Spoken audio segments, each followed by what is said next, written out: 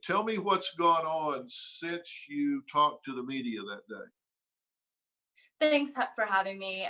So after I talked to the media, I really didn't think that this was something that would go viral. And whenever I left the next day and got off the plane back in Indiana, when I turned on my phone, I had hundreds of messages on all social media platforms telling me things like I need to kill myself, that they hope I get coronavirus, that I don't love my family, otherwise I wouldn't have went on this trip. I'm a selfish, dumb blonde. I am so many horrible, awful names from people that I don't even know all over the world. I have become the laughing stock of the world, and it's really hurtful, obviously. And I would never wish any of these messages on other people.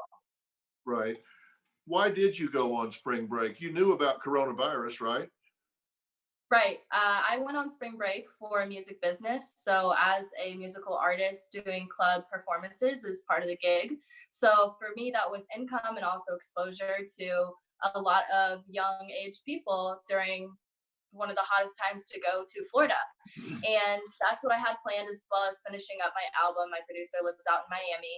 And so for me, that was what I was working on. But unfortunately, when I got caught up in the media, I got put into a category of just a college spring breaker who had no empathy or education about this virus. And so basically, back in my hometown before I left, there was no restrictions. Everything went on as normal, besides everyone's telling us to wash our hands, don't touch our face.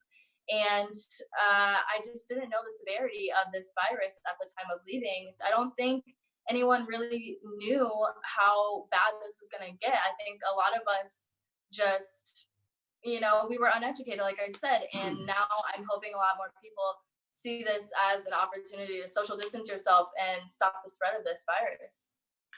Because I have to tell you, at the time, and I saw the video that you were in, and at the time, I saw pictures of the beach down there, and I was dumbfounded.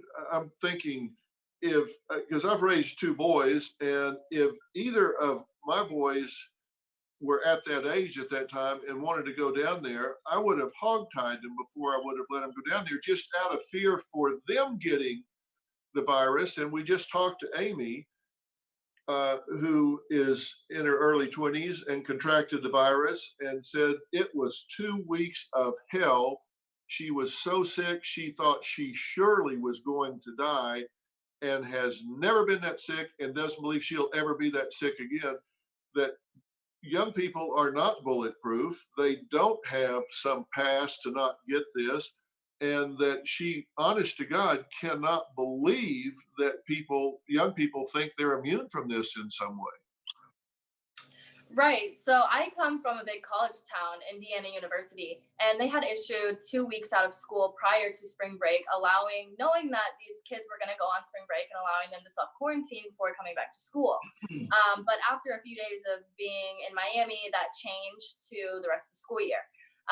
So I'm learning from having a lot of different people I've been talking to on social media and such about this, is that everywhere is combating this in different ways. And it's really, not for the benefit of everyone. When I've talked to a friend who lives in Nashville, Tennessee, everything still as of yesterday, was open. Bars, restaurants, you can still walk in. Florida, it was like I was living normal life back in Indiana. So coming home and having to only order carry out, this stay at home law, all this was like a whole different world.